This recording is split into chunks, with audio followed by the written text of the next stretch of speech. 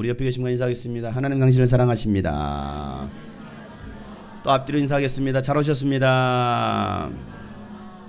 오늘 예배에 나오신 여러분들 주님의 이름으로 환영하고 축복합니다. 또 영상을 통해서 전국과 전 세계에서 예배하는 모든 하나님의 사람들에게도 동일한 하나님의 은혜가 있기를 축복합니다. 주님이 꿈꾸신 교회는 성경대로 살아가고자 하는 교회 공동체입니다. 기존에 가지고 있던 잘못된 기독교 전통이 사람을 망칩니다. 전통이 사람을 망쳐요. 잘못된 기독교 교리가 또 그런 종교 의식이 오늘날 한국 교회를 다 망쳐버렸고 한국을 망쳐버렸습니다. 그래서 적어도 주님이 꿈꾸신 교회가 이 땅에 세워진 이유는 바로 본질을 회복하자는 것입니다. 성경으로 돌아가자는 거예요. 그래서 이 교회는 성경에서 말씀하고 있는 대로만 하자 이거죠. 여러분들은 성경에서 예수님께서 말씀하신 대로만 살아갈 수 있는 저와 여러분 되시길 축복합니다. 성경적인 사람이 되자 이거예요. 종교인이 되지 말고 성경적인 사람. 캠프 때 이런 간증이 있었습니다. 저는 솔직히 처음에 여기에 오는 것이 좋지 않았습니다. 유스비전 캠프를 말하고 있죠. 교사임에도 그랬던 것은 교사 직분을 맡은 것이 거의 강제적이었기 때문입니다. 목사 아들이라는 이유도 있고 또 실업자가 된 이유도 있습니다. 목사의 아들이었고 또 지금은 직장생활을 직장에 들어가지고 실업자이고 또 강제로 교사가 되었고 그래서 캠프를 마지못해 온 그런 한 지체의 간증입니다. 원래 저는 축구 선수입니다. 얼마 전까지도 그랬고 지금도 사실 선수입니다. 대학교를 졸업하고 정작 가장 중요한 프로팀을 갈 수 없게 되었고 원망도 하고 용서도 구하고 그러던 와중에 호주에 길을 열어주셔서 잘 프로 생활을 하고 한국에 들어왔습니다. 군대 문제 때문입니다. 프로 생활은 했지만 주급이 좋지 못해서 겨우 생활을 이어가는 정도였습니다. 그럼에도 축구를 할 수 있는 것이 감사했습니다. 그러던 중에 저는 공익근무를 해야 하는데 공익근무를 하면서 축구를 할 수 있는 길이 열렸습니다. 하나님의 은혜였습니다. 그러나 적응하지 못하고 부상으로 팀에서 방출되었습니다. 정말 힘든 시간이었습니다. 제 인생인 축구를 못하게 되었을 땐 정말 주님의 계시기는 하는지 의심까지 했습니다. 저의 문제는 저의 삶에 역사하는 나와 동행하는 하나님이 계시지 않았습니다. 모두 어머니의 하나님, 아버지의 하나님이었습니다. 제가 주님을 전심으로 만난 적이 없기 때문입니다. 목사의 아들로 자랐지만 예수를 만나본 적이 없는 거예요. 지금 저는 아무것도 없는 밑바닥입니다. 그리고 유스비전에 와서 깨달았습니다. 가장 낮을 때에 저를 만나주셨고 축구는 도구일 뿐 내가 주님과 교제하고 동행하고 주님을 주인 삼는 삶을 사는 것이 제가 세계적인 선수가 되는 것보다 더 기뻐하신다는 것을 깨달았습니다. 제가 팀에 계속 있었다면 유스비전에 오지 못했을 것입니다. 이곳으로 인도하신 하나님께 감사합니다. 앞으로 인도하실 주님을 기대하며 멈추지 않고 주님과 동행하는 선수가 되겠습니다. 이런 간증이었습니다. 유스비전 캠프를 통해서 살아계신 하나님을 인격적으로 영적으로 만난 한 청년의 이야기였습니다. 작년에 한 10월경에 이 교회를 제가 이제 집회를 갔었는데 저 형제가 목사님 아들이에요. 그리고 프로 축구 선수예요라고 했던 것이 기억이 나요. 근데 이번에 캠프에 왔었던 거죠. 와서 이제 이런 간증을 남겼습니다. 어제는 2월 유스비전 미니 캠프가 있었습니다. 수백 명, 수천 명이 모이는 예배는 아니었습니다. 그래도 예배하면서 은혜 받겠다고 전국 각지에서 모였어요. 유스비전 캠프나 또 이 미니 캠프나 뭐 별거 있습니까? 찬양하고 기도하고 말씀 듣고 이건 말고 없잖아요. 그러니까 말씀 찬양 기도에는 별게 없어요. 그렇다고 뭐 유명한 뭐 찬양팀이 있어서 뭐 찬양을 하는 것도 아니고 뭐 실력자들이 막 월등한 음악성을 가지고 있는 사람들이 하는 것도 아니고 뭐 그렇다고 제가 뭐 대한민국에서 모두가 알아주는 뭐 그런 썩 유명한 사람도 아니고 그런데도 예배하겠다고 그 멀리에서 대중교통으로 오는 어린이들도 있고 청년들을 보면서 감동받지 않을 수 없어요. 어제는 제가 모두 집회를 다 마치고 집에 들어가서 어느 지역에서 왔나 제가 지역을 한번 써봤어요. 파악을 해봤습니다. 가장 가까이 있는 군포부터 군포, 안양, 의왕, 광명 다 시죠. 인천, 서울, 성남, 경기도 광주, 일산, 의정부, 양주, 더 멀리 파주에서, 더 멀리 충북 음성에서, 가장 멀리서 온 경북 안동에서 고속버스를 타고 예배를 드리러 왔어요. 저 안동에서까지 온 줄은 몰랐어요. 나는 이제 수원에서 온 형제인 줄 알았어요. 비슷하게 생겨가지고. 그런데 끝나고 나서 목사님 안동에서 왔어요. 안동 제일교회요. 캠프에 참여했던 교회입니다. 그 교회가 꽤 많이 참여했거든요. 저는 굉장히 많이 참여했으니까 한 5, 6년 됐나 보다 했는데 어제 들었던 사실은 유스비전 캠프에 온 지 10년이 되었대. 본인은 초등학교 4학년 때 캠프를 처음 참여했답니다. 그리고 그 후로 지금까지 10년 동안 빠지지 않고 참여를 했어요. 교회에서 안 오면 엄마랑 같이 캠프를 오기도 하고 은혜 받으려고. 지금은 대학생 1학년이 되었어요. 목사님 저 10년 됐습니다. 우리 교회 청소년들보다 훨씬 오래 다닌 거예요. 왜? 우리 교회가 이제 8년 9년째인데 그 친구들은 2008년도부터 캠프를 온 거예요. 10년 됐습니다. 제가 야 캠프 어떻게 왔어? 라고 물어봤더니 이번 여름 캠프 때 은혜를 많이 받았는데 더 은혜를 받고 싶어서 아니 10년 동안 빠지지 않고 캠프를 참여한 교회입니다. 그 교회 유일한 소망은요, 여름에 겨울에 휴가 내서 캠프 오는 거예요. 장년들이, 어른들이, 부모들이, 교사로. 그래서 더 은혜 받고 싶어서 고속버스를 타고 왔다는 거예요. 오는데 헤맸대요. 왜? 시골에서 올라왔으니, 경북 안동에서 올라왔으니 뭐 전철 타는 게 얼마나 스트롭니까? 힘들죠. 많이 헤맸대요. 그러다가 찬양할 때 중간쯤 들어왔으니까. 그리고 너무 애들이 참 예뻐가지고 고3 대학교 1학년이에요. 그래서 야 또 먼 길 가야 되는데 밥이라도 한 끼 먹여서 보내야겠다. 제가 이제 밥을 사 먹이고 너 어떻게 가니? 차 몇 시야? 했더니 밤 11시에 저기 강변역에 동서울에서 버스가 있대요. 11시 차를 타야 된다는 거예요. 그래. 아유, 고맙구나. 여기까지 찾아와서 또 와라. 예. 나중에 기회 돼서 또 오겠습니다. 밤 11시에 차 타고 안동으로 내려갔어요. 제가 새벽 3시에 카톡을 보냈습니다. 도착했니? 왜? 그때쯤 도착할 것 같으니까. 저거 3시간 반 걸리니까. 도착했니? 오늘 아침에 문자가 왔습니다. 목사님 2시 반에 도착했어요. 감사합니다. 제가 그 학생들을 보면서 그 멀리에서도 은혜를 받겠다고 오는데 가장 가까이 있는 우리 교인들은 이런 생각이 들었어요. 여러분 제 개인적인 생각으로 여러분 듣지 마세요. 3월부터는 우리 교회에서 미니캠프 안 하려고 합니다. 사모하는 교회를 찾아가서 그들과 함께 예배하려고 합니다. 예배하지 못하는 그곳에 가서 예배하고 싶어요. 예배가 필요한 그곳에 가서 예배하고 싶어요. 하나님은 차든지 뜨겁든지 하라고 말씀하셨어요. 있는 자는 더 있게 하시고 없는 자는 그 있는 것도 빼앗아서 있는 자에게 주시겠다고 말씀하십니다. 이게 예수님께서 하시는 말씀이에요. 미지근한 사람들은 입에서 토해서 내치시겠다라고 예수님 경고하십니다. 거룩을 개에게 주지 말고 진주를 돼지에게 던지지 말라. 이거 예수님이 하신 말씀이에요. 마태복음 7장 6절 말씀입니다. 마태복음 7장 6절 다 같이 한번 읽어보겠습니다. 시작. 거룩한 것을 개에게 주지 말고 너희의 진주를 돼지 앞에 던지지 말아라. 그들이 발로 그것을 짓밟고 되돌아서서 너희를 물어뜯을지도 모른다. 여러분 거룩과 진주를 알아보지 못하는 사람들, 가치를 모르는 사람들은 개와 돼지 같은 사람들이라는 거예요. 누가요? 교회 다니는 사람들. 주님이 꿈꾸신 교회 안에도 개와 돼지 같은 사람들이 있대요. 오늘 한국교회 개와 돼지 같은 교인들 너무나 많습니다. 제가 어제 얘기했죠. 700만 명의 기독교인이 있다라고 말을 하는데 과연 그 중에 10%, 70만 명이 과연 구원 받을까? 아니 그것도 구원 안 받을 수도 있습니다라고 제가 얘기했어요. 여러분 구원 받을 수 있습니까? 여러분 천국 들어갈 수 있습니까? 대부분 하나님이 인정하는 믿음이 아니라 자기 믿음입니다. 자기 고집이에요. 갈 수 없는데 나는 가겠대요. 나는 서울대학교 들어갈 수 없는 사람이야. 자기에게 주어지지 않았어. 그런데 서울대학교 가겠대. 정신 나간 놈이죠. 그렇잖아요.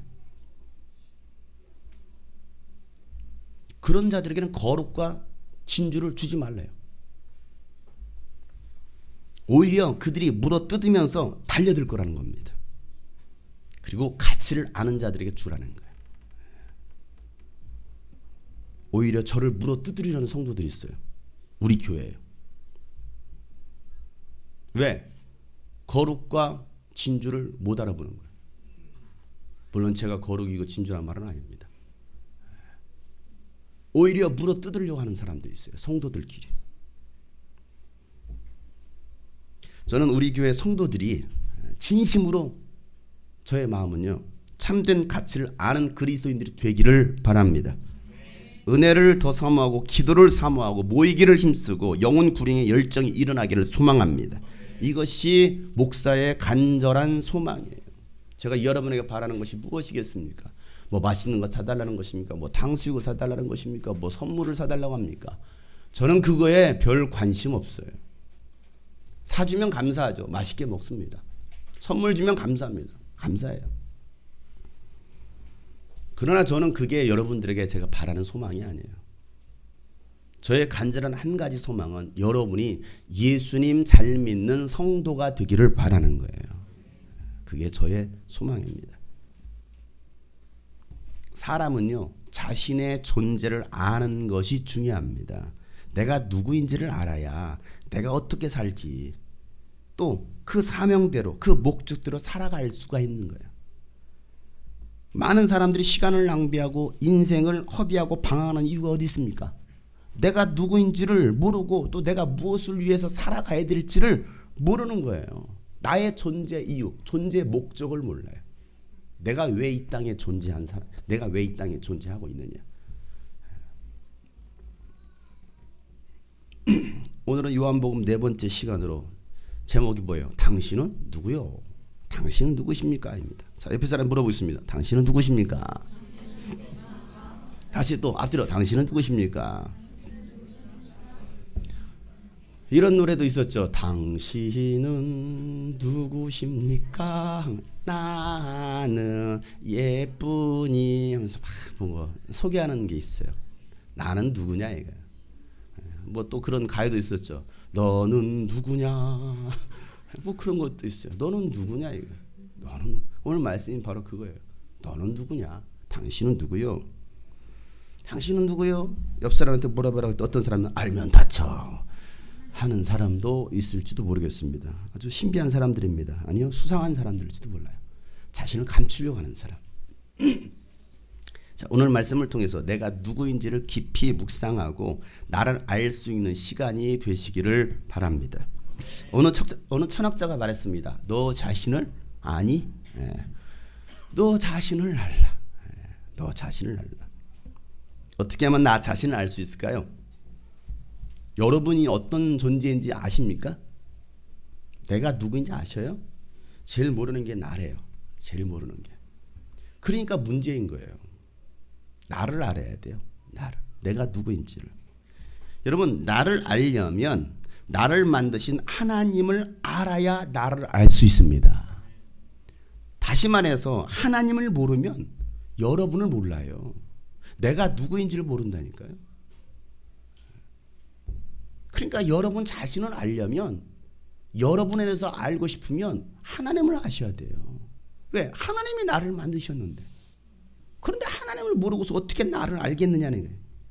많은 사람들이 내가 누구인지를 모르고 살아가는 이유가 어디 있습니까? 하나님을 모르기 때문에 그래요. 하나님을 안다면 나를 알 수밖에 없어요. 자, 오늘 본문에 나오는 침례 요한은요, 자신이 어떤 사람인지 무엇을 위해서 살아가야 되는지를 분명히 알았던 사람입니다. 자, 침례 요한은요, 예수님보다 얼마 먼저 태어났습니까? 네? 6개월 먼저 태어났습니다. 6개월. 이 정도는 기본 상식이에요. 요한은 예수님보다 몇 개월? 6개월 먼저 태어났습니다. 누가 먼저 났어요? 요한이 먼저 났습니다. 나중에 오늘 말씀해 보니까 요한이 뭐라고 말합니까? 예수님은 나보다 먼저 계신 분이다라고 이 얘기를 합니다. 분명한 것은 요한은 예수님보다 6개월 먼저 태어났습니다. 그런데 그가 태어날 때부터 하나님은요, 그를 선지자로 택하셨고요, 선지자의 사명으로 그가 살았던 사람이에요. 태어날 때부터 하나님이 그를 선지자로 부르셨어. 선지자의 사명을 가지고 있었습니다. 그렇기 때문에 요한은요, 그의 평생, 그가 죽을 때까지, 목배임을 당할 때까지 뭐 했습니까? 선교사라고 살아가는 거예요. 선교사? 뭐지? 선지자로 살아가는, 선지자로. 요즘 학생들은 선교사만 불러가지고 이제 자, 이 마태복음에서는요, 침례 요한의 사역을 자세히 기록하고 있습니다. 어떻게 기록하고 있냐? 마태복음 3장 1절부터 2절 말씀 다 같이 한번 읽어보겠습니다. 시작. 그 무렵에 침례자 요한이 나타나서 유다 광야에서 선포하여 말하기를 회개하여라, 하늘나라가 가까이 왔다 하였다. 아멘. 자, 요한의 사역, 이게 요한입니다. 요한은요, 광야에서 회개를 선포했습니다. 어디서요? 광야에서. 광야에 뭐가 있습니까? 도심지요? 아닙니다. 시내 중심지요? 아닙니다. 광야예요. 아무것도 없습니다. 산에다가 계곡에다가 아무것도 없어요. 그런 곳에서 뭐합니까? 회개를 선포합니다. 자, 이 요한의 메시지를 들으려면 어디로 가야 돼요? 광야로 가야 됩니다. 광야로 가는 게 쉬워요? 나중에 한번 우리 성도들 이스라엘 가실 때, 이번 3차 선교 캠프 때는 광야 체험을 좀 할까 지금 제가 요청을 하고 있는데, 광야길을 한번 그 더운데 50도 되는데 한번 걷게 하려고요. 한번 죽어보라고. 그래야 이스라엘 백성들이 심정을 이해하죠. 그러면 절대 이제는 하나님, 그 가운데도 이렇게 할 수 있어요. 하나님 원망하고 불평할지도 몰라요. 이스라엘 백성과 별다를 바 없어요. 그래도 묵묵하게 그냥 감사함으로 그래 한번 걸어보자 하고 걸으면 모르겠지만은, 요한의 이 메시지를 들으려면 광야로 나와야 됩니다. 들판이 아닙니다. 초목이 있는 곳이 아닙니다. 물이 있는 곳이 아닙니다. 그곳으로 나와야 돼요. 광야로. 그러니까 스스로 나오지 않고서는 들을 수 없는 거예요. 저의 설교를 들으려면 광야로 나오셔야 돼요. 저의 설교를 들으려면. 왜? 요한이 했던 설교는 뭡니까? 회개를 선포하는 설교였습니다. 자, 요한의 메시지를 들었던 많은 사람들이 요한 앞으로 나옵니다. 오늘 말씀 보니까 그들 중에는요, 바리새인들과 사두개인들도 있었습니다. 이 바리새인들과 이 사두개인들은요, 그 당시 대표적인 종교인들이었어요. 그들이 그들에게 그 요한이 했던 말들, 이 말씀 잘 보세요. 회개하라, 천국에 가까이 왔느니라, 이런 메시지부터 시작해가지고 그들에게 요한이 했던 말들은요, 굉장히 직설적이고 아주 충격적인 말이었습니다. 아주 충격적인 말. 여러분, 그 충격적인 말이 무엇이냐 한번 읽어볼까요? 마태복음 3장 7절부터 8절 말씀이에요. 다 같이 읽어보겠습니다. 시작. 요한은 많은 바리새파 사람과 사두개파 사람들이 침례를 받으러 오는 것을 보고 그들에게 말하였다. 독사의 자식들아, 누가 너희에게 닥쳐올 징벌을 피하라고 일러주더냐? 회개에 합당한 열매를 맺어라. 아멘. 바리새파 사람들과 사두개파 사람들이 뭐하러 왔어요? 침례를 받으러 왔습니다. 침례를 받으러 왔어요. 뭔가 한번 달라져 봐야지라는 생각을 가지고 왔겠죠. 왜? 많은 사람들이 요한 앞에 나왔기 때문에. 또 소문도 나지 않겠습니까? 광야에서 어떤 선지자가 와서 막 회개를 선포하는데 은혜가 돼, 감동이 돼. 그리고 많은 사람들이 또 그의 제자가 되겠다고 요한을 따라. 그러니까 야, 그래, 우리도 한번 가보자. 그래서 이 광야로 나왔어요. 광야로 뭐 하려고? 요한으로부터 침례 받으려고. 왜? 요한으로부터 침례 받았다는 게 그 당시는요, 어떻게 보면 뭐라고 해야 되냐, 자부심이라고 해야 되나, 자랑거리도 될 수 있어요. 내가 요한으로부터 침례 받았습니다. 아니 이러겠죠. 내가 조용기 목사님으로부터 안수 받은 사람이에요. 그 정도면 한국에서 내노라 하는 분 아닙니까? 그게 자랑거리도 될 수 있다니까요. 또 유명한 내가 오정인 목사님으로부터 내가 안수를 받은 사람입니다. 오정인 목사님 우리 교회 우리 집에서 신방도 해주셨습니다. 자랑거리 아닙니까? 근데 제가 신방 갔다면 여러분 차용성 목사님이 신방이 자랑거리가 안 되었으면 좋겠어요. 자, 침례 받으러 나온 사람들에게 요한 이런 말을 합니다. 침례 받겠다고 나왔습니다. 독사의 자식들아, 누가 너에게 닥쳐올 징벌을 피하라고 일러주더냐? 자, 바리새인들을 뭐라고 부르고 있어요? 독사의 자식들아라고 부르고 있습니다. 독사의 자식들아. 자, 이런 말 들었을 때 기분 좋았을까요? 나빴을까요? 1번 좋았다, 2번 나빴다, 3번 모르겠다. 좋았을 것 같아요? 나빴을 것 같아요? 이런 말 듣고서 좋아할 사람이 누가 있습니까? 오늘 주일이라고 아주 기분 좋게 2월 첫 주인데 여러분들 은혜 받으러 나왔어요. 근데 제가 설교 시작 전부터 여러분 보고서 이 독사의 자식들아 하고 있는 거예요 지금. 그랬잖아요. 제가 지금 이 말씀 전하기 전에 이미 한 소리 했잖아요. 굉장히 기분이 안 좋은 거야. 왜? 뭐야 나들으라고 한 소리야? 어제 안 왔더니 또 나들으라고 하는 소리야? 뭐 이럴 수도 있어요. 아닙니까? 금요기도 안 왔더니 또 나들으라고 하는 소리야? 뭐 그럴 수 있습니다. 맞습니다. 들으라고 하는 거예요. 들으라고 하니까 이런 소리 하고 있죠. 그렇잖아요. 독사의 자식들아. 여러분 기분 좋습니까? 나쁩니까? 만약에 좋아요라고 말하는 사람은요 돌봄이 필요한 사람들이에요. 매우 돌봄이 필요합니다. 왜? 나왔는데 얼굴 보자마자 이 독사의 자식들아 라고 말하면 기분 좋아할 사람 거의 없습니다. 거의 없어요. 우리 윤찬이는 좋아해요. 은혜가 넘쳐서. 그지? 좋아요. 요한은요 굉장히 직설적으로 말을 합니다. 돌려서 이야기하지도 않아요. 뭐라고 말합니까? 이 독사의 자식들아 니들 심판받아. 이 말이 무슨 말입니까? 니들 지옥 가. 바리새인? 가짜는 소리 하고 있네. 장로? 목사라고? 멍멍이 소리 하고 있네. 지옥 가. 누가 너희를 심판을 피하라고 너희들에게 누가 알려주더냐? 이렇게 말하고 있어요. 그러니 회개에 합당한 열매를 맺어. 굉장히 심각하게 말하지 않습니까? 뭐 요한이 부드럽게 말했을까요? 독사의 자식들아 누가 너에게 하나님의 심판을 피하라고 말해주더냐? 이렇게 말하지 않았을 거예요. 독사의 자식들아. 말로만 회개하지 말고 그에 따른 열매, 삶의 변화가 일어나야 된다는 거예요. 이 말씀 꼭 기억하세요. 맨날 입술로만 회개하는 사람들이 있습니다. 우리 교회에 있어요. 다른 교회 얘기가 아닙니다. 저는 지금 우리 교회 얘기하고 있는 겁니다. 말로만 회개합니다. 말로만 헌신한답니다. 말로만 주님 사랑한대요. 말로만 순종하겠대요. 말로만 이제부터 잘하겠대요. 삶의 변화가 일어나지 않습니다. 엄마 이제부터는 엄마 아빠 말씀 잘 드릴게요. 잘 들을게요. 맨날 말로만 다짐하는 사람들.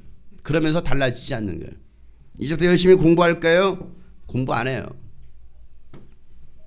이런 사람들이 누구냐? 바리새인들입니다. 바리새인들. 자, 그런 사람들이 속으로 뭐라고 생각할까요? 이런 사람들이 뭐라고 생각할까요? 9절 10절에 이렇게 말합니다. 9절 10절. 그리고 너희는 속으로 주제넘게 아브라함이 우리 조상이다고 말할 생각을 하지 말아라. 내가 너에게 말한다. 하나님께서는 이 돌들로도 아브라함의 자손을 만들 수 있다. 도끼를 이미 나무 뿌리에 갖다 놓았으니 좋은 열매를 맺지 않는 나무는 다 찍어서 불 속에 던지실 것이다. 자, 그들 나름대로 속으로 뭐라고 생각하고 있어요? 속으로 아브라함이 우리 조상이라고 생각하고 있습니다. 어떻게 해요? 주제넘게. 주제넘게 생각하지 말라는 거예요. 이걸 우리식대로 표현하면 같지 않은 것이 이거예요. 같지 않은 것이. 네가 아브라함의 자손이야? 너희들 스스로는 아브라함이 조상이라고 생각하지만 너희들은 아브라함의 후손이 아니야. 아브라함의 후손이라면 그렇게 살 수 있겠어? 라고 지금 말을 하고 있는 겁니다. 내가 지금 교회 다니고 있으니까 나는 하나님의 자녀야. 나는 당연히 천국 갈 수 있어. 이런 생각은 뭡니까? 다 자기 생각이라는 거예요. 그건 네 생각이야. 하나님은 그렇게 인정하지 않아. 하나님은 내 기도 들어주신다. 아니에요. 하나님 여러분의 기도 안 들으십니다. 여러분 스스로 여러분에게 생각에 응답을 주고 있는 거예요. 여러분의 생각으로. 여러분 마음속에 여러분이 응답을 만들어냅니다. 스스로. 이게 응답이래요. 이게 하나님의 음성이래요. 착각하지 마세요. 아닙니다. 때로는 귀신이 여러분 귀에다 짓거리는 거예요. 이게 응답인 것처럼 착각으로 만드는 거예요. 너희 스스로 주제넘게 아브라함 자손이라고 생각하지 마라. 하나님은 돌들로도 아브라함의 자손을 만들 수 있다. 착각은 자유야. 도끼를 이미 나무 뿌리에 갖다 놓았으니 좋은 열매를 맺지 않는 나무마다 다 찍어서 불 속에 던지시겠다라는 거예요. 자, 무엇으로 알아요? 열매로 합니다. 내 삶의 열매, 내 신앙의 열매로 그 나무를 나는 거예요. 내가 좋은 열매를 맺지 않는다면 이건 좋은 나무가 아니에요. 찍어버리겠다라는 거예요. 자, 그러면 여러분 이 시간 여러분 스스로에게 물어보시는 거예요. 나는 과연 좋은 열매를 맺고 있나? 내가 사역하면서, 내가 신앙생활하면서, 내가 가정생활하면서 나는 과연 좋은 열매를 맺고 있나? 졸지 마. 과연 열매를 맺고 있느냐 이거예요. 신앙의 열매를 맺고 있느냐 이거예요. 주님의 꿈꾸신 교회 과연 좋은 열매를 맺고 있는 교회냐 이거예요. 아니면 주님도 이 교회에다가 도끼자루를 갖다가 뿌리다가 댄다 이거예요. 뭐 하겠다는 거예요? 가차없이 잘라버리겠다는 거예요. 쳐내버리겠다는 거예요. 굉장히 무섭죠. 좋은 열매를 맺지 않는 나무는 다 찍어서 불 속에 던져버리겠다. 이 불 속, 지옥 불 속에 던져버리겠다는 거예요. 이거 예수님이 하신 말입니다.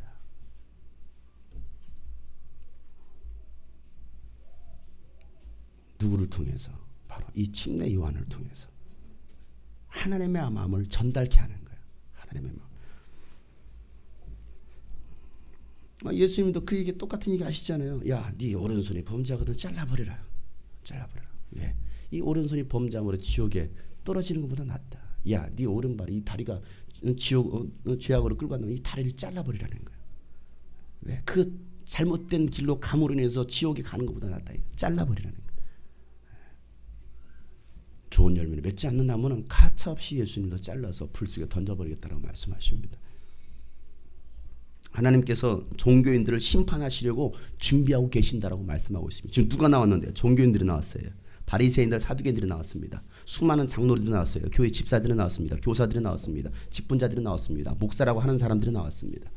근데 그들이 하는 말이 독사의 자식들아.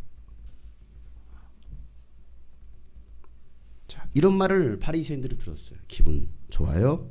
당연히 나쁘겠죠. 한편에서는요, 어떤 사람들은 야, 사이다 같은 말씀이네. 요즘 사이다가 유행이죠. 하도 사이다 저 쳐봤잖아요. 사이다가 뭐야? 쳐봤더니 마시는 음료 나오더라고요. 이렇게. 한편에서는 야, 그 요한의 메시지를 들으면 정말 사이다 같은 통쾌해. 아유, 속이 다 시원하네. 그렇게 생각하는 사람들도 있었습니다. 저도 간혹 이런 말씀을 전하죠. 간혹이 아니라고요? 매번 그렇다고요? 제 설교를 들으면서 어떤 분들은요, 굉장히 부담스러워 하시는 분이 있는가 하면 어떤 사람들은요, 사이다 같은 말씀이라고 생각하는 사람들도 있더라 이거죠. 오랜만에 가슴이 뻥 뚫리는 말씀을 들었다고 하는 사람도 있습니다. 아니, 그렇게 맨날 호통치는데 잘못하고 있다고, 제대로 좀 하자고, 더 잘하자고 그렇게 말하는데, 요한은 거침없이 하나님의 말씀을 선포합니다. 하나님의 말씀을 전할 때는요, 사람의 눈치를 보지 않습니다. 성경에 성령 충만했던 스데반 집사를 보세요. 베드로 보세요. 바울 보세요. 거침없이 내뱉습니다. 하나님의 말씀 아주 날카로운 예리한 날선 검처럼 말씀 쏟아붓습니다. 다 무딘 녹슨 뭐 칼로 수술합니까? 그걸 수술 못합니다. 아주 날카로운 메스로 탁 해야 도려내죠. 깨끗하게 도려내야죠. 하나님의 말씀은요, 날카로워요. 아주 예리합니다. 여러분의 속을 싹 꿰뚫어 봅니다. 지금 하나님은 여러분 속을 꿰뚫어 보시니까 지금 이 말씀을 하는 거예요. 누구 들으라고? 옆에 사람이요? 오늘 여기 안 나온 사람이요? 아니요. 지금 나 들으라고 하시는 말씀이에요. 저에게도 하시는 말씀이에요. 장영수, 너 똑바로 들어. 지금 침노에 너한테 하고 있는 소리야, 이 독사의 자식아 라고 말씀하고 있어요. 베드로가 성령에 충만해서 말씀을 전하고 안진뱅이를 일으켰을 때 유대 종교 지도자들 또 율법학자들이 베드로와 요한을 잡아가지고 산헤드린 공회로 끌고 옵니다. 그리고 그들에게 뭐라고 말하면 다시는 예수 이름으로 가르치지도 말고 말하지도 말라, 이런 능력도 행하지 말라라고 경고합니다. 경고해요. 한 번만 더 해봐, 너 죽여버릴지도 몰라. 종교 재판하겠다라는 것이죠. 그때 베드로가 담대하게 외치기를, 그 겁쟁이 베드로요. 생각해보세요. 예수님 심판받을 때 도망갔습니다. 도망자였습니다. 예수님 모른다고 부인했던 사람입니다. 그러나 그 성령 충만 받고 나니까 담대한 사람으로 앞에 배질 않는 거예요. 그리고 이렇게 선포하죠. 사도행전 4장 18절부터 20절 말씀해 보면 그런 다음에 그들은 그 두 사람을 불러서 절대로 예수의 이름으로 말하지도 말고 가르치지도 말라고 하며 너 절대로 교회 가지 마.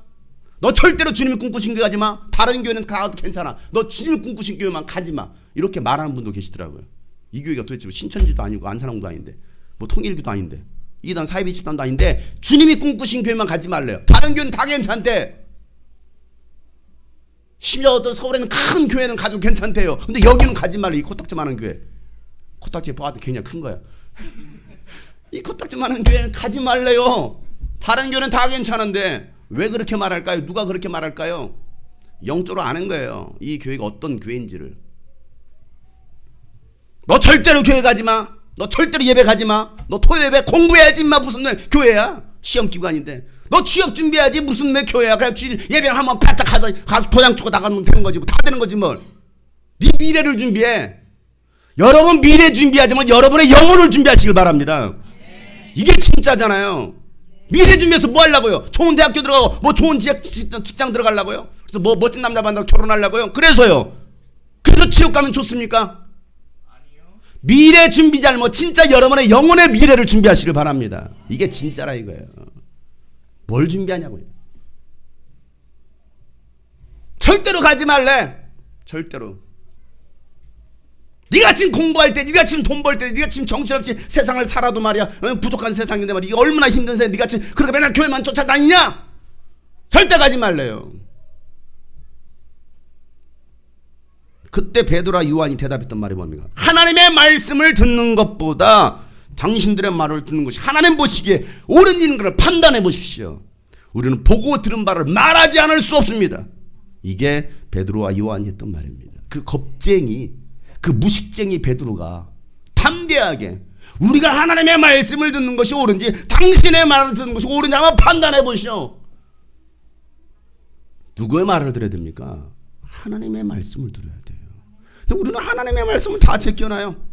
하나님의 음성은 무시합니다. 아주 개무시해요. 그리고 사람의 말을 두려워합니다. 사람이 뭐라고, 부모가 뭐라고 했다고, 누가 옆에 사람들이 뭐라고 했다고. 내가 지금 너 지금 스펙 준비할 때지. 스펙 준비하고 싶으면 스펙스를 사서 신으세요 그냥. 지금 어느 때냐 이 어느 때.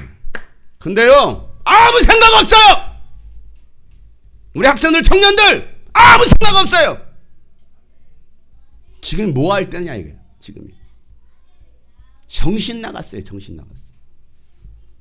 아무리 정신 차리고 소리를 쳐도 안 듣는 것은 안 들어요. 우리 자식들도 마찬가지입니다. 아무리 말해도 말 안 듣는 것들이 있어요. 장학일이 더럽게 말 안 들어요. 아무리 협박을 해도 말을 안 들어요.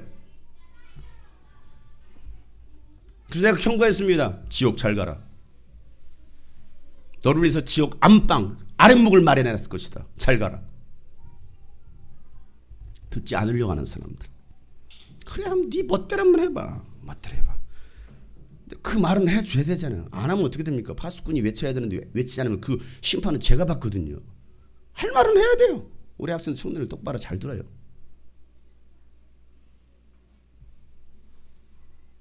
제가 개인적으로 학생들 청년들에게 말할 기회가 별로 없어요. 지금 제가 토요일날 설교를 거의 안 하고 그냥 민캠프 때만 설교하니까 말할 기회가 없습니다.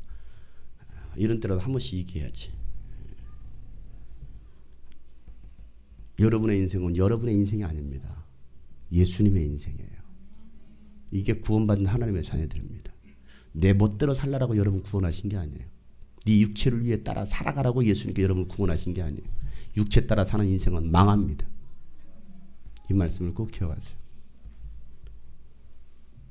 바울도 갈라디아 교회 성도들에게요. 예수 외에는 다른 복음이 없다라고 말하면서 다른 복음을 전하는 사람들에게는 저주가 있을 것이다. 라고까지 경고합니다. 그러면서 그가 했던 말 갈라디아서 1장 10절 말씀 우리가 정말 잘하는 말 내가 사람에게 좋게 하랴. 찬양은 기가 막히게 잘해. 내가 하나님을 좋게 하랴. 내가 사람의 마음을 기쁘게 하려고 하고 있습니까? 아니면 내가 하나님의 마음을 기쁘게 해드리려고 하고 있습니까? 아니면 내가 사람의 환심을 사려고 하고 있습니까? 내가 아직도 사람의 환심을 사려고 하고 있다고 난 그리스도의 종이 아닙니다 라고 오늘 바울이 직설적으로 당신들 예수의 다른 복음을 찾으면 당신들 저주받습니다 라고 말하면서 나는 사람을 기쁘게 하는 종이 아니다라고 말을 하고 있습니다. 사람들의 환심을 사려고 내가 사역하는 것이 아니라는 것입니다. 저도 마찬가지입니다. 저도 마찬가지예요. 사람들의 마음을 기쁘게 하려고 목회하는 사람이 아니에요. 사람의 환심을 사려고, 여러분의 환심을 사려고 제가 아부하고 듣기 좋은 말 하는 사람이 아니에요. 그러면 사람들의 비율을 맞춰, 여러분의 비율을 맞춰, 여러분의 지금 굳어져 있는 표정을 보면서 빨리 웃기기라도 하고 좋은 말로 바꿔야죠. 화제를 바꿔야죠. 제가 여러분의 비율을 맞추기 위해서 목사가 되었다고 한다면 저는 여러분의 비율을 맞추려고 목사가 된 사람이 아닙니다.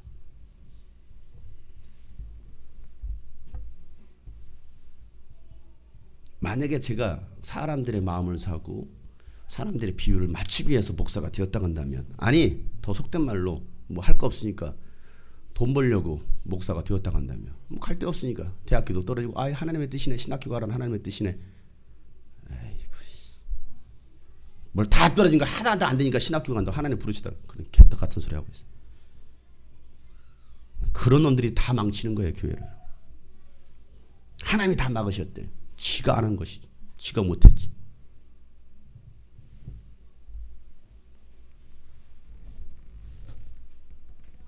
만약에 제가 사람들의 비율을 맞추기 위해서 목사가 되었다고 한다면 바울과 같은 설교하면 안 돼요. 침례요한처럼 설교했다 그러면요 교회에서 쫓겨납니다. 탄압당해요. 떠나라 그래요. 그래서 요즘 목사들이요 장로들 눈치 보고요 교인들 눈치 보고 그래서 제대로 된 하나님의 말씀을 선포하지 못하고 있는 겁니다. 왜? 쫓겨날까 봐. 쫓겨나면 먹고 살기 힘들잖아요. 목사가 한 게 뭐 있습니까? 말밖에 없잖아요. 말한 거 말고 뭐 기술이 있습니까? 뭐 있습니까? 당장 그만 나가면 돈 벌 게 없어요. 그러니까 가서 대리 뛰는 거예요. 아니면 그냥 주구장 노는 거예요. 그러니까 안에 들어가서 돈 벌러 나가는 겁니다. 목사가 할 게 없어. 기술이 없으니. 저는 당장 그만도 할 게 있습니다. 할 거 있어요. 그러니까 제가 아쉬웠으면 이게 하고 있는 게 아니에요. 사랑하는 성도 여러분, 여러분은 사람들의 종이 되지만 하나님의 종이 되시길 바랍니다. 하나님을 기쁘게 해드릴 수 있는 하나님의 종이 되시길 바랍니다. 요한이 광야에서 회개 말씀을 선포했을 때 수많은 사람들이 요한으로부터 침례를 받으려고 나왔습니다. 그리고 요한을 랍비로 또 삼고서 따르는 제자들도 많이 있었습니다. 그때 유대 사람들이 제사장들과 이 레위 사람들을 요한에게 보내서 묻는 거예요. 당신은 누구요? 라고 묻게 하는 겁니다. 유대 사람들이 그 레위 지파와 그 제사장들을 보낸 거야. 본인들은 못 가고 그래서 종교 지도자들 그들로 보낸 거야. 당신은 누구요?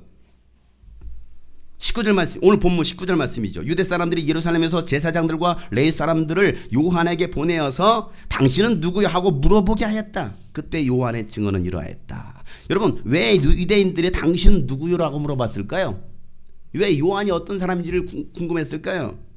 신구약 중간기가요 400년이라는 영적 암흑기가 있었습니다. 신약과 구약 사이가 400년이라는 시간이 있었어요. 흘렀습니다.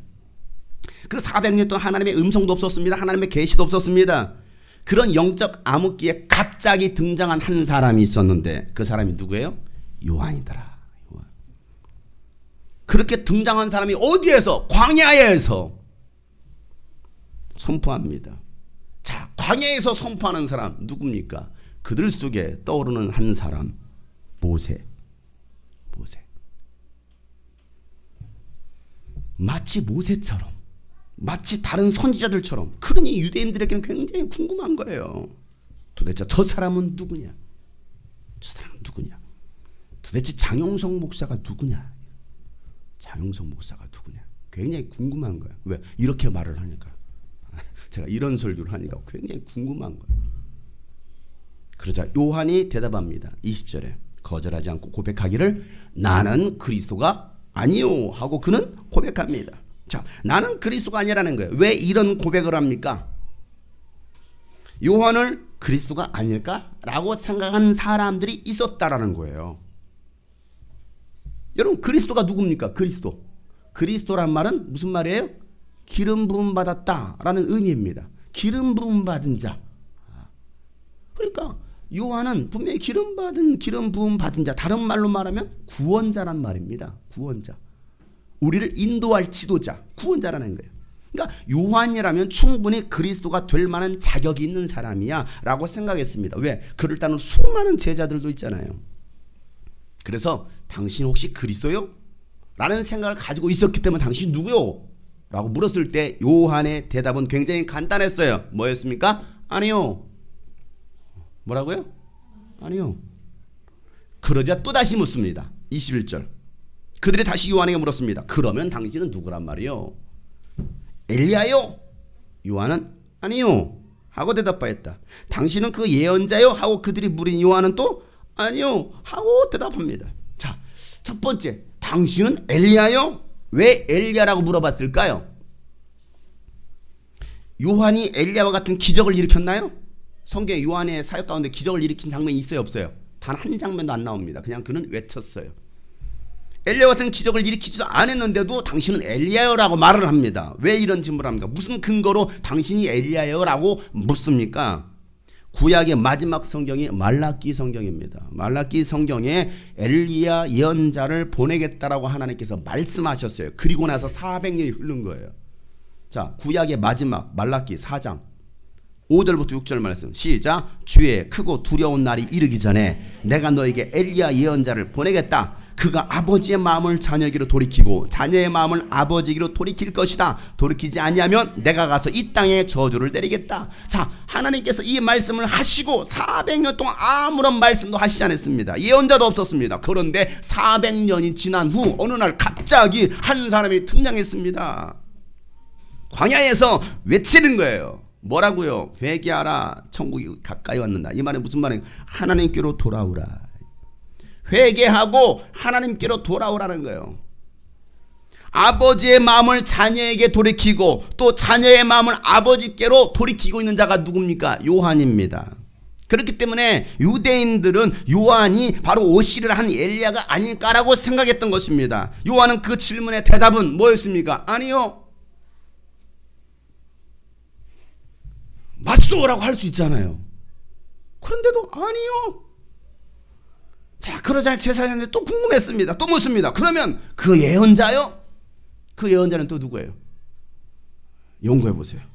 누군지. 그 예언자는 엘리야도 아니고 그럼 또 다른 예언자요? 라고 말했을 때 요한의 대답은 뭐예요? 아니요. No. No. No. 계속 no만 하는 거예요. No. 아니요. 듣고 있던 제사장들과 레위지파 사람들이 답답해서 또 묻습니다. 그렇다면 당신은 도대체 누구요? 궁금하잖아. 너무 답답하잖아. 당신 도대체 누구요? 신천지요? 아니요.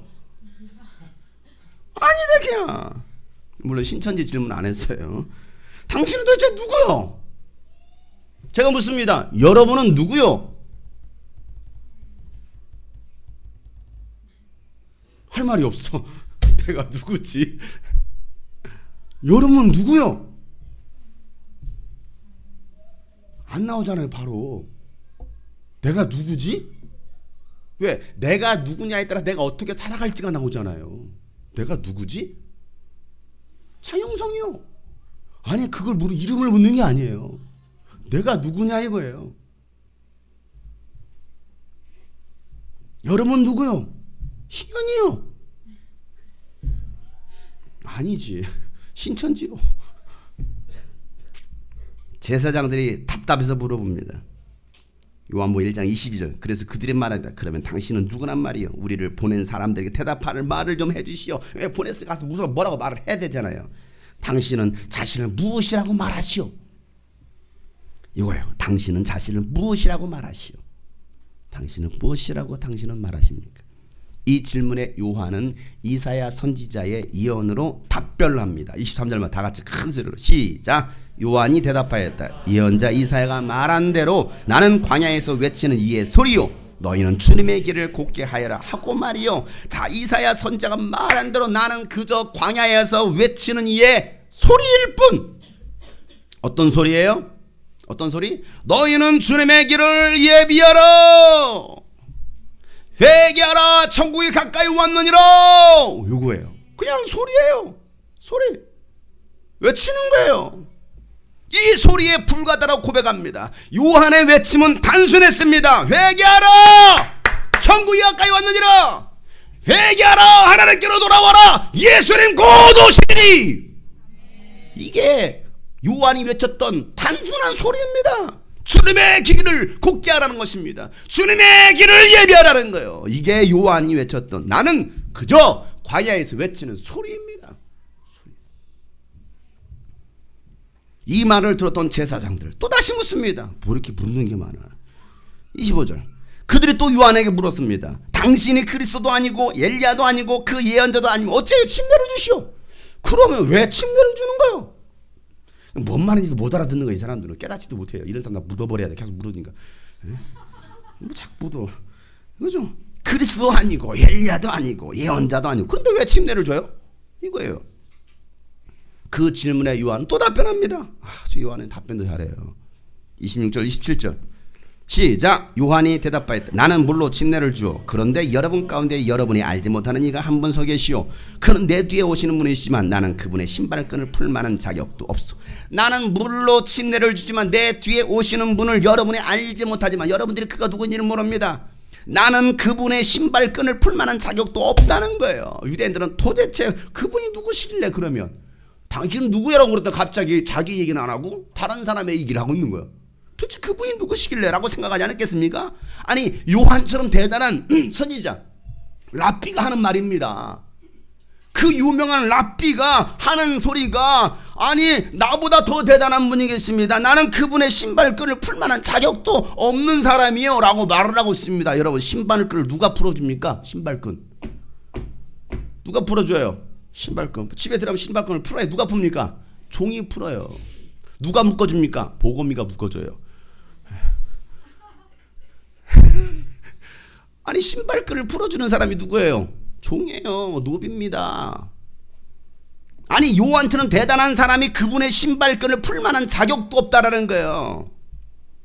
나는 그런 종보다도 못한 사람입니다. 이게 요한의 고백입니다. 요한은 겸손한 종이었습니다. 수많은 제자들을 건드리고 있었습니다. 그러나 그는 아무것도 나 자신은 아무것도 아닌 존재라고 그가 고백하고 있는 거예요. 누구 앞에서요? 예수님 앞에서. 내가 예수님 앞에 서면 나는 아무것도 아닙니다. 여러분들이 나를 랍비라고 칭송하고 있지만 나를 영으로 뭐 그렇게 하고 있지만 나는 아무것도 아닌 존재입니다. 아니 감히 신발끈도 풀 수 없는 그런 자입니다. 사랑하는 성도 여러분, 우리는 예수님 앞에서는 아무것도 아닌 사람들입니다. 요한 정도 되면 자기 자랑할 만한데 요한은 자기 자랑을 하지 않아요. 내가 뭔가를 했다고 내 자랑거리 삼아서도 안 된다라는 사실이에요. 나 이런 사람이야. 그런 말 할 것도 없어요. 내가 이런 일을 했어. 아니 우리는 그저 무익한 종일 뿐이고 마땅히 해야 할 일을 했을 뿐이라는 사실입니다. 그냥 광야에서 외치는 소리일 뿐이라는 거예요. 소리. 큰 소리로 칩시다. 나는 소리다. 소리가 이렇게 작아요. 광야라니까요. 광야에서 외치세요. 나는 소리다. 나는 소리다. 소리였어. 나는 외치는 소리라 이거예요. 요한은 내가 누구인지 나의 존재 이유 나의 사명을 알았던 사람입니다. 내가 누구냐 이거예요. 내가 나는 광야에서 외치는 자의 소리라는 거예요. 요한은 다음날 예수님이 자기의 오신 것을 보고 증언하기를 29절에 다음날 요한은 예수께서 자기에게 오신 것을 보고 말했다. 보시오. 예수님 걸어오시니까 보시오. 여러분 보시오. 세상 죄를 지고 오는 하나님의 어린 양입니다 라고 예수님을 보고서 외치는 거예요. 예수님은 어떤 목적을 가지고 이 땅에 오셨는지를 알고 증언합니다. 예수님은 세상 죄를 지기 위해서 오신 하나님의 어린 양 하나님의 아들이십니다. 예수님은 저와 여러분의 죄를 대신 지시기 위해서 오신 하나님의 어린 양 아들이십니다. 그래서 예수님께서 우리를 대신해서 어린 양 되셔서 죽으셨다 이 말이에요. 피를 흘리셨다 이 말이에요. 왜? 어린 양으로 오셨기 때문에. 이것을 누가 외치고 있습니까? 요한이 소리치고 있는 거예요. 보아라, 하나님의 세상의 모든 죄를 지고 하는 하나님의 어린 양이다. 누구에게? 예수님께. 자, 요한이 예수님을 알아야 몰라요? 알아야 몰라요? 요한이 예수님을 잘 알아야 몰라요? 뭔 질문인지 알아야 몰라요? 자, 보시오, 이분이 바로 세상 죄를 지고 하나님의 어린 양이요 라고 말했습니다. 요한이 예수님을 잘 알고 있어요? 모르고 있어요? 성경에 써 있어요. 30절 34절 다 같이 시작. 내가 전에 마야를 내 뒤에 한 분이 오실 터인데 그분은 나보다 먼저 계시게 나보다 앞서신 분입니다 한 적이 있습니다. 그것은 이분을 두고 한 말입니다. 나도 이분을 알지 못하였습니다. 내가 와서 물로 침례를 주는 것은 이분을 이스라엘에게 알리려고 하는 것입니다. 요한이 또 증언하여 말하였습니다. 나는 성령이 비둘기같이 하늘에서 내려와서 이분 위에 머무는 것을 보았습니다. 나도 이분을 몰랐습니다. 그러나 나를 보내어 물로 침례를 주게 하신 분이 나에게 말씀하시기를 성령이 어떤 사람 위에 내려와서 머무는 것을 보거든 그가 바로 성령으로 침례를 주신 분임을 알아라 하셨습니다. 그런 나는 그것을 보았습니다. 그래서 나는 이분이 하나님의 아들이라고 증언하였습니다. 자, 요한이 예수님을 알았어요? 몰랐어요? 몰랐어요. 근데 어떻게 알았습니까? 하나님께서 미리 알려주셨어. 야, 그 위에 성령께서 임하실 거야. 그러면 그분이 바로 그분이야. 그래, 너는 그분을 보고도 외쳐. 근데 누군가 왔어. 성령께서 임하시는 거야. 그 장면을 보십시오. 이분이 바로 세상을 전 하나님의 어린 양입니다 라고 말을 하고 있는 거예요. 이게 요한의 증언입니다. 요한이 와서 침례를 줬던 이유가 어디 있습니까? 침례를 준 이유. 오늘 성경에서 분명히 말하고 있죠. 예수님을 이스라엘에게 알리려고 침례를 줬다라는 거예요. 예수님을 이스라엘에게 알리려고. 이스라엘 백성들이 침례를 받으러 왔잖아요. 계속 그 얘기하는 거예요. 내 뒤에 오시는 분이 계십니다. 계속 예수님에 대해서 증언하고 있습니다. 여러분, 제가 설교하는 이유가 어디 있습니까? 예수님을 세상에 알리려고 설교하고 있는 거예요. 외치는 거예요. 소리 지르는 겁니다. 우리 워십팀이 워십하는 이유가 어디 있습니까? 잘 보이려고요? 춤추려고요? 이거 하려고요? 자기 자랑하려고요? 아니에요. 그 워십을 통해서 예수님을 전하려고. 왜 마이크 잡고 찬양하는 이유가 어디 있습니까? 뭐 노래 자랑합니까? 노래방입니까? 찬양하는 이유가 어디 있습니까? 이 찬양을 통해서 예수님을 증거하려고. 그래서 찬양하는 거예요. 왜 예수님을 전하고 왜 전도합니까? 예수님을 전하려고. 예수님이 누구신지, 예수님이 누구신지 여러분 누구라고 전해야 됩니까? 세상 죄를, 당신의 죄를 짊어지고 가는 하나님의 어린 양입니다. 이분이 바로 하나님의 아들이십니다라고 증언하라는 거예요. 이게 우리에게 주신 사명입니다. 우리는 이 예수님을 증언하는 사람들. 묻습니다. 여러분은 누굽니까? 여러분은 누구요? 이렇게 설교를 했는데 몰라요? 누구라고 대답해야 돼요? 당신은 누구요? 아니요. 무조건 아니요. 왜 그냥? 아니요. 뭐만 물어봐. 아니요. 아니요. 여러분이 누구예요? 제가 그리스도예요? 아니요. 제가 엘리야예요? 아니요. 제가 그런 예언자예요? 아니요. 나는 누굽니까? 감사해요. 나는 누굽니까 여러분? 이렇게 항상 우리 윤찬이가 긴장을 풀어줘요. 제가 소리 지르니까 감사해요. 우리 윤찬이한테 나는 굉장히 행복해. 내가 누굽니까 여러분? 여러분이 누구예요? 증언자들이에요. 누구의? 예수의 증언자. 예수의 증인. 여호와의 증인이 아니에요. 안상훈은 하나님의 증인이 아니에요. 이만희의 증인이 아니고 예수님의 증인입니다. 우리가 예수님을 증거하는 거예요. 세상을 향해서 외치는 우리는 소리입니다. 듣든지 아니 듣든지 우리는 계속해서 외치는 거예요. 저는 그래서 계속 외칩니다. 오늘도 여러분이 듣든지 말든지. 왜? 내가 해야 될 사명은 그래 들으라고 외치는 거예요. 안 듣고 순종하지 않는 것은 여러분 잘못이에요. 그러나 내가 외치지 않는다면, 보고서도 외치지 않는다면 하나님께 저에게 죄를 물으실 것입니다. 너 왜 지옥으로 가고 있는 걔네들 내버려뒀어? 왜 내 자녀들 내버려뒀어? 하나님 저에게 물으실 겁니다. 그래서 저는 외치는 소리입니다. 회개하라, 천국이 가까이 왔느니라. 예수님 곧 오시리니 그 예수님을 맞이하라. 이게 제가 외치는 소리입니다. 나를 알고 사명대로 살아가는 저와 여러분 되시기를 주님의 이름으로 축복합니다. 그래서 우리는 겸손히 사명을 감당할 수 있는 사람들, 예수 그리스도에 대해서 증언하는 사람들, 여러분이 바로 사명자고 여러분이 바로 증언자입니다. 당신은 누구요? 당신은 누구요? 당신은 누구요? 그러면 그렇게 살아야죠. 오늘 말씀 듣고서도 깨닫지 못하고 또 여러분 고집대로, 여러분 하고 싶은 대로, 육신이 요구하는 대로 그저 남자 따라, 여자 따라, 돈 따라, 게임 따라, 육신의 요구 따라 살아간다면 여러분들은 망할 수밖에 없습니다.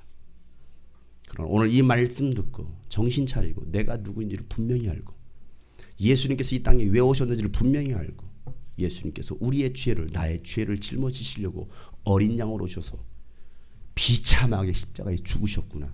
이게 2000년 전의 역사입니다. 이스라엘 역사 속에 이 세계사 속에 오신 예수 그리스도, 세계사의 한 획을 그었던 AD와 BC를 나눴던 그 예수 그리스도의 이야기예요. 왜? 예수님은 하나님의 아들이시기 때문에 그렇습니다. 그 예수를 믿고 예수를 증언하는 저와 여러분 되실 주 여러분 축복합니다. 그 오실 예수를 기다립시다. 마라나타, 아멘. 주 예수여 오시옵소서. 모든 열방이 주께 돌아와 춤추며 경배할 수 있도록 우리 주님 다시 오실 길을 만들 십자가를 들고 땅까지 우리는 가야 됩니다. 이게 우리가 해야 될 일이에요. 주님 오셨을 때 아멘. 주 예수여 내가 증언자의 삶을 살았습니다. 내가 겸손한 종이 되어서 외치는, 광야에서 외치는 자의 소리로 살았습니다 라고 말할 수 있는 아무것도 없어도요, 광야에서 그냥 외치는 거예요. 아무것도 없습니다. 털옷을 입고 석충을 따먹고 아무것도 없어요. 그럼에도 불구하고 나는 아무것도 아니요, 나는 신발끈을 풀 만한 자격도 없는 그런 아무런 존재도 아닙니다. 예수 앞에 섰을 때 우리 성도들께 부탁을 드립니다. 나 이런 사람이에요, 나 좀 알아봐 주세요 하지 마세요. 예수님 알아봐 주면 되잖아요. 여러분 그동안 헌신하고 수고하셨던 거 감사합니다. 하나님께서 여러분의 헌신과 수고를 기억해 주시기를 소망합니다. 사람들에게 인정받는 사람이 아니라 하나님께 인정받는 사람. 이 목사도 마찬가지. 여러분들이 저를 인정해 주지 않아도 상관없어요. 하나님께만 인정받는다면 그저 광야에 또 나가서 외칠 겁니다. 길거리 나가서 또 외칠 겁니다. 아무도 없는 그곳에 가서 외칠 겁니다. 아무도 예배하지 않는 그곳에 가서 또 외칠 거예요. 왜? 이게 나에게 주신 사명이기 때문에. 마라나타 주 예수여 어서 오시옵소서. 땅의 모든 끝 모든 족속 주를 찬송하게 하소서.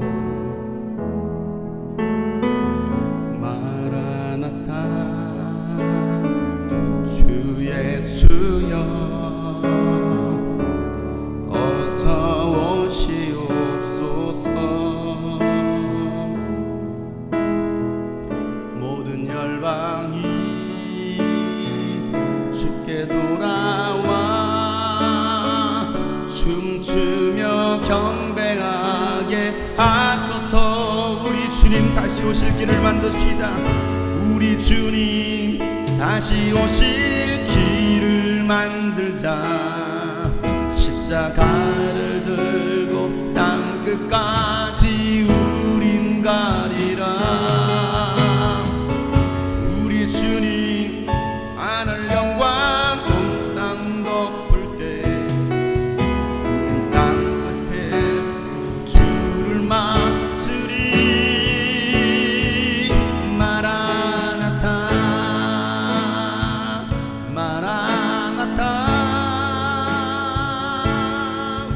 아멘. 주 예수여 마라나타 마라나타 마라나타 아멘. 주 우리는 광야에서 외치는 자의 소리입니다. 주님 오실 길을 예배라고 외치는 겁니다. 우리 주님 다시 오실 길을, 우리 주님 다시 오실 길을 만들 십자가를 들고 땅끝까지 나가야 됩니다. 우린 가리라. 우리 주님 하늘 영광 온 땅 덮을 때 우린 땅끝에서 주를 맞아야 됩니다. 주를 맞으리. 마라나타 마라나타 아멘. 주 예수여 아멘. 주 예수여 오시옵소서. 마라나타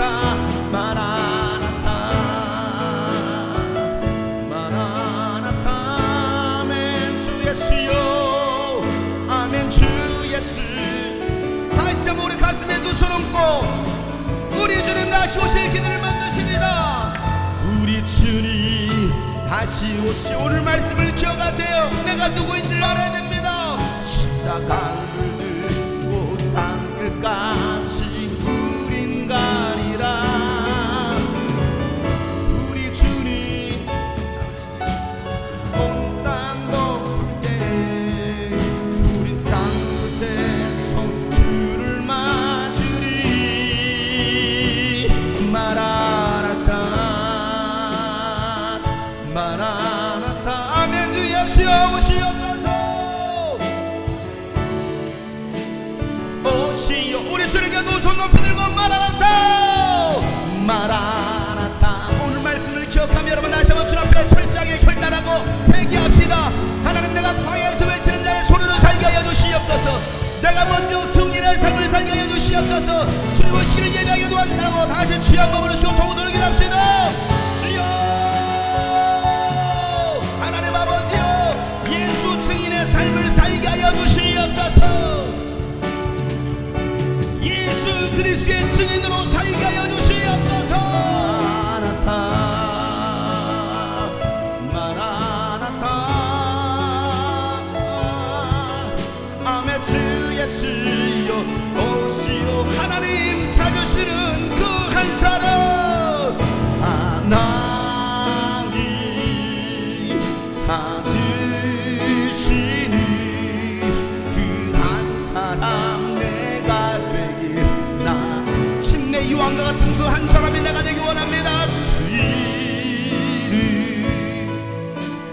높여 찬양한 하나님, 하나님 찾으시는 그 한 사람 내가 되기를 소망합시다. 하나님 찾으시는 하나님 찾으 예배자 한 사람을 찾으십니다. 선도자 한 사람을 찾으십니다. 헌신자 한 사람을 찾고 계십니다. 그 예수의 이름을 선포하세요. 예수 이름을 증거하세요. 하나님의 사랑, 하나님의 사람 되게. 하나님의 사랑, 하나님의 사람 되게.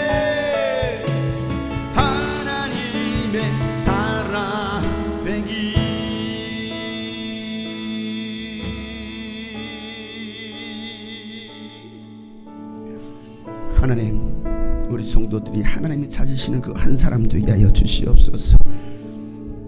세상 따라 육신 따라 사는 인생이 아니라 아무것도 없어도 누군가 나를 인정해 주지 않고 박수를 쳐주지 않아도 그저 광야에서 외치는 소리가 되게 하여 주시옵소서. 주님 오신다라고 선포할 수 있는, 회개하고 천국이 가까이 왔다라고 선포할 수 있는 하나님 소리로 살게 하여 주시옵소서.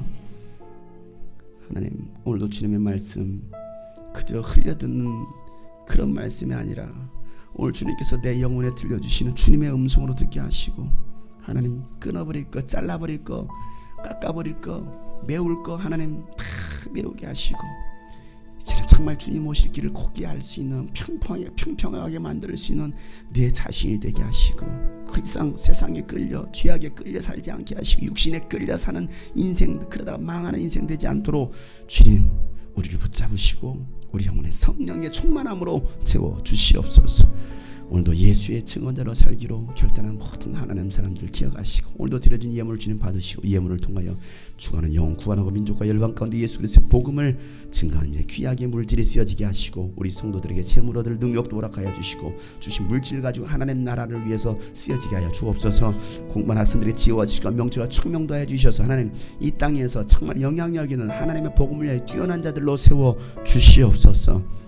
이제는 우리 구주 예수 그리스도의 은혜와 하나님 아버지의 놀랍고도 지극하신 사랑과 성령님의 감화 감동 교통 충만하심이 오늘 말씀처럼 예수의 증언자로 살기로 결단한, 광야에서 외치는 자의 소리로 살기로 다시 한번 결단한 하나님의 사람들 머리 위에 이제부터 영원토록 함께 하시기를 간절히 축복하며 기도합니다.